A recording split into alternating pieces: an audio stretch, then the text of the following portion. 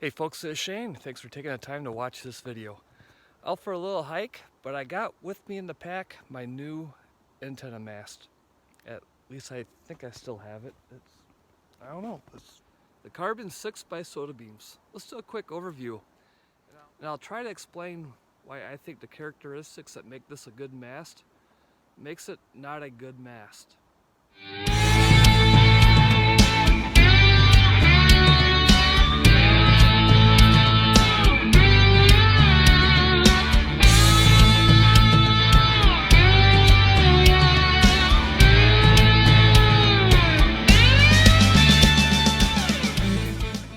Now I've had my eye on the SOTA beams Carbon 6 for a long time now, and I finally bit the bullet and bought the thing through DX Engineering. Now when the package arrived, I gotta admit I got a little giddy because I picked it up and it felt like it was almost empty. That's because this guy weighs next to nothing. I'll show a video that I recorded last night of me weighing this, but since I don't remember the numbers off the top of my head, we'll just get to that part later. But in the meantime, let's talk about the construction of this thing. It comes in at under 17 inches, like 16 3/4 inches in length. And the diameter is about 1.1 inches. Very compact, extremely lightweight. And that is the selling point of this mast, and why I say what makes it a good mast is not a very good mast. Let me explain to that a little bit more here. But first, on the end, it has a nice rubber stopper style end that snaps in, fits firm, and it goes in easily because on the back side it has a little vent hole. Let the air escape. The back cap screws on, as you kind of see here. Threads fit nice, has a little O-rings for a seal, so it seals up good. You only need to take this off if you're going to be making some modifications or cleaning it out. So it's very nice that the two caps are a very different style. You can tell just by feel. So when you go to put this thing up, you're not going to open up the wrong end. This mast was probably not designed by SOTA beams for amateur radio use. And I say that because look how thin this is. And then the little tie-in. I believe this is a fishing pole, so you can tie a swivel on the end here and put your main line on. But that's irrelevant. The point is, this works great for portable antennas. Now from what I've seen, most people don't use the last couple sections. They either take them out, or there's a simple mod you can make that'll make this a little bit stronger of an antenna. I'll cover that in a different video where I show some other changes I'm going to make to this. But with that, you get a little bit shorter antenna, and it's still a little bit on the weak side. And that's why I say it's not a good option for a mast. With the full length of it being 6 meters, you're not getting a whole lot of height, and it's a little bit on the flimsy side, so you gotta be careful on what kind of antenna you use. But with that said, and back to the beginning, what makes this so good of an antenna is that it is so compact and lightweight, which is why it's not so tall and strong. The ideal market for this thing is for people that do a lot of miles on the backpacking. Either you're going in, that was weird. Now the target market for the SOTA beams Carbon 6 is SOTA operators, guys who are covering a lot of miles or a lot of elevation, and where ounces equals pounds, pounds equals pain philosophy of the old mantra from backpacking. That kind of has two meanings. One is when you put in a backpack together, all those ounces add up. Whereas, 5 ounces here, 6 ounces there, all these small things, when you get them all together, all of a sudden those small things add up to a lot of weight. And the other aspect of that saying is, even if you start off with like a 20-pound pack, on a grueling hike at the end, that 20 pounds may feel like 50. So it's always important to keep that pack as light as possible when you're doing something that's a little strenuous. And that's where this guy really comes in. And the sacrifice for the actual performance of this being a mast is made up for it with it being so packable.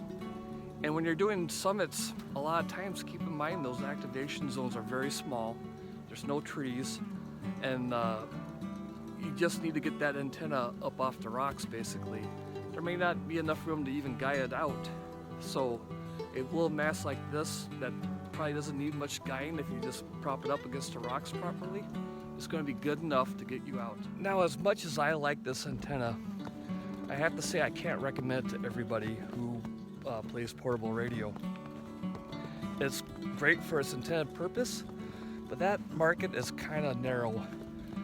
The average person that does portable operations, even some hiking ones, this may not be the right choice for you. And let me explain.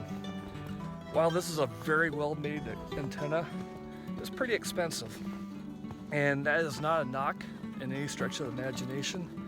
I think it's worth every penny. But if you're a person like me who has plenty of trees to hang an antenna from, or your trails are pretty much flat, or you're not going very far or very high, there are other antenna masts that may be better suited for you, more bang for the buck for your applications. Now, there are other options that cost just as much as this, but they're a little more suited for the flatlanders, if you will. Now let's go back to my home QTH. I'll compare this mast to another one I have, but keep in mind this is not a comparison video. In fact, these two really can't be compared. They're in two different classes, which I hope you'll see in a minute. Now, this isn't a comparison video by any stretch of the imagination, because these two masts really can't be compared. Here is the 10-meter spider beams mast that I use quite a bit for hike-in POTA activations and even some summits on the air activations. And this thing is great. It's fairly compact, fairly lightweight, but above all, it's very sturdy when you set it up. It can hold up every antenna that I use out in the field without any issues. But compare it to this. I mean, look at this. There is no comparison, is what I'm getting at here. This thing is made to be packed. It is super small, lightweight, takes up no space in your pack. It's a backpacker's dream as far as carrying to the activation site. Now that you saw these two masts side by side, let's throw them on the scale so you can really see the difference between the two. Okay, here we are with the kitchen scale in the SOTA Beams Carbon 6 mast. Can't remember if I said it before, but the mast in diameter is about 1 1/8 and the length is about 16 3/4 inches, so it's pretty small.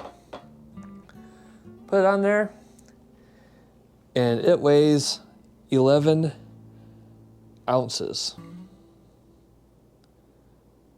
or 314 grams, so not much to it at all. Now, just for comparison's sake, here is the Spider Beams 10-meter mast, which probably won't fit in the frame, but we'll just drop it on here.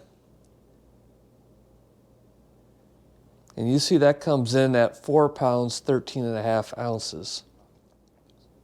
So that thing weighs 4 pounds, 2.5 ounces more. That's a pretty sizable difference, especially if it's in your backpack when you're going up a mountain. And for my metric friends, that's 2,196 grams. So by now, the obvious question is, since I wouldn't recommend this antenna mast to a flatlander, why do I, a flatlander, have the SOTA Beams Carbon 6? Well, clearly I'm a gear junkie and I can't help myself. Now, besides that character trait that makes my checkbook cringe once in a while, I do a fair amount of traveling for work. And an antenna mast this size will easily slip into my carry-on luggage. Being that my pack for the 705 and 818 would fit underneath the seat of an airplane, I can take my whole radio kit with me on my carry-on luggage. How cool is that? Well, there you have it, a quick overview of the SOTA Beams Carbon 6. Now, this mast has been out for a long time, so there's much better reviews and overviews out there, but thanks for checking out this one. Now, like I said, I don't think this mast is well suited for everybody, but for some people it is the perfect setup for their needs. And by all means, if you don't really have a good use for it, but you have the cash and you want it, don't let me stop you. You'll like it. This thing's pretty sweet. So until next time, have a good one. 73.